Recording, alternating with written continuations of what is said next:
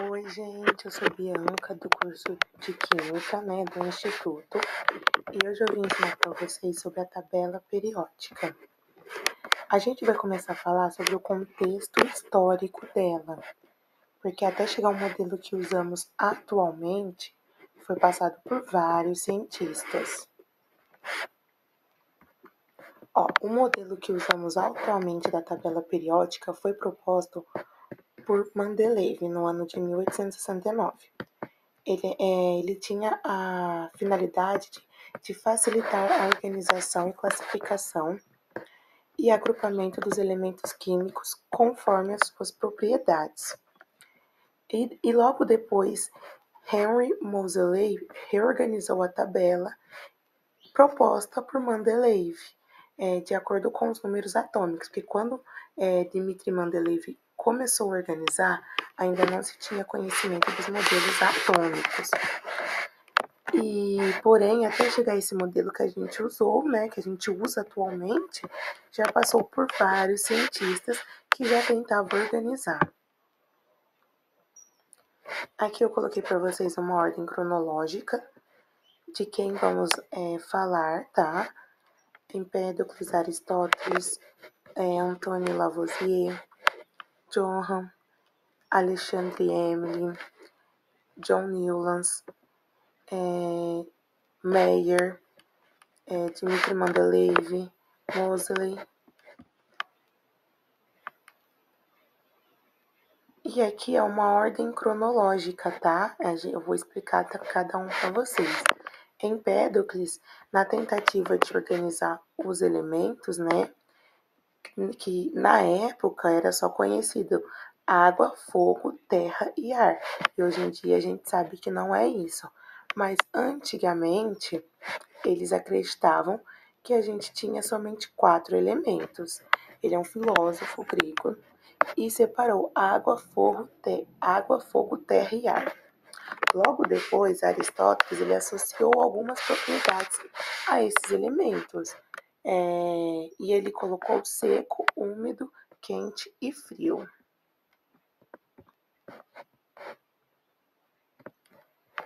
Antoine Lavoisier, por meio de uma eletrólise da água, a água se decompunha em hidrogênio e oxigênio.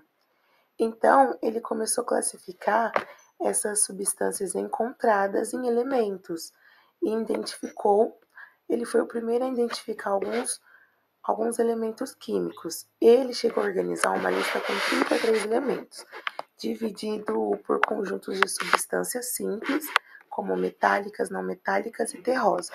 Porém, ele não conseguia estabelecer uma propriedade para diferenciar esses elementos.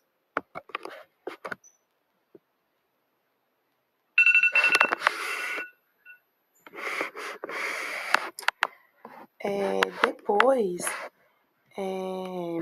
Johann Dobereiner foi o primeiro a observar uma ordem para organizar os elementos químicos. Aí ele já tinha valores na época aproximados de massa atômica. Não eram valores certos, mas já tinha. E ele organizou um grupo de 3 elementos com propriedades semelhantes, como massa atômica, E a massa atômica central desse elemento era a média das massas dos outros 2 elementos. Então, eu vou tentar riscar aqui para vocês, para vocês entenderem. Eu vou tentar, gente?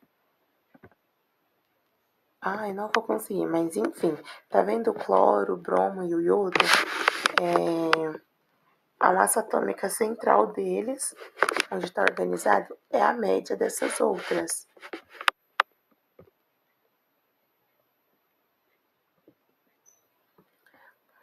Depois, Alexandre, ele organizou 16 elementos químicos em ordem crescente de massa atômica. Porém, o modelo proposto por ele era bem complicado, porque ele utilizou um modelo de parafuso telúrico. E nesse modelo, ele havia distribuição dele, das informações na base, e os elementos iam se alinhando verticalmente com propriedades semelhantes. Então, para a época, não estava bem organizado.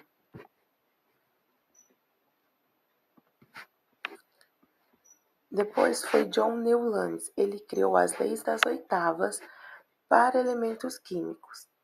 Ele percebeu que conforme ele foi organizando os elementos por ordem crescente de massa atômica, a cada 8 elementos as propriedades se repetiam. Aí vendo assim, tinha uma relação periódica. Então ele criou com analogia com as oitavas musicais, do, ré, mi, fá. Porém, esse trabalho ainda era muito restrito, porque a lei só se aplicava ao cálcio, então não estava ajudando.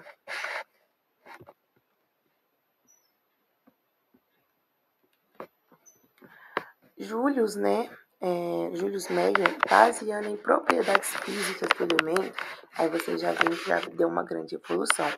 Ele faz uma nova distribuição e considerando as massas atômicas, e ele percebia que entre os elementos consecutivos havia uma diferença de massa e era constante. E ele concluiu que a relação entre massa atômica e a propriedade de um grupo, que logo depois, através dessa proposta, já foi possível comprovar que existe uma periodicidade, que é a ocorrência de propriedades semelhantes, que no caso já vocês vão aprender o que é.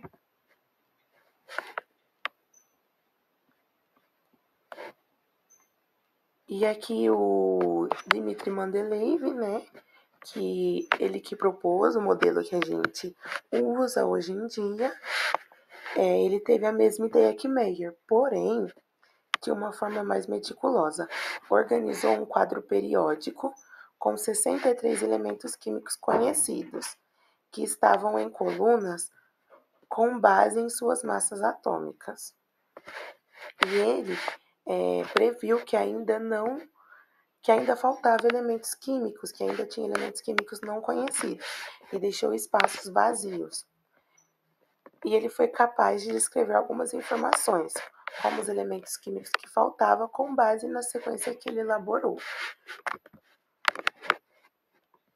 O trabalho dele foi o mais completo, até então, porque ele foi o único que organizou os elementos conforme as suas propriedades.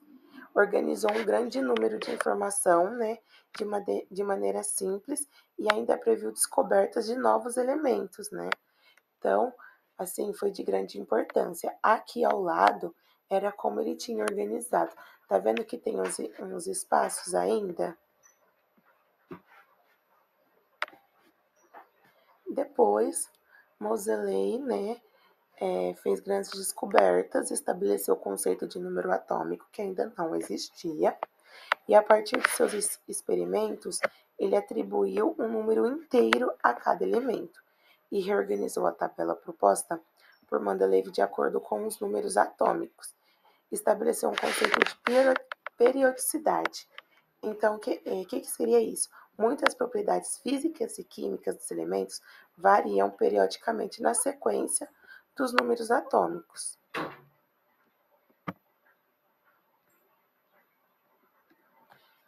E todos os modelos propostos, de alguma forma, contribuíram para as descobertas sobre elementos químicos, e suas classificações. Então, todos de alguma forma tentavam organizar e foram de extrema importância.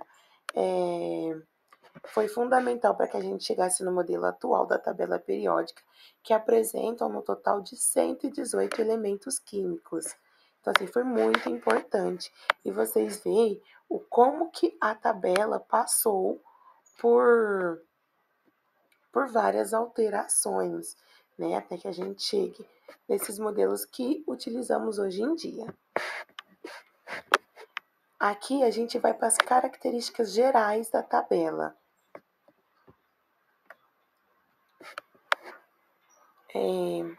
Como que a gente vai aprender a usar a tabela periódica? Eu vou explicar para vocês como que funciona cada parte, para não ficar nenhuma dúvida. cada quadro da tabela periódica que nos fornece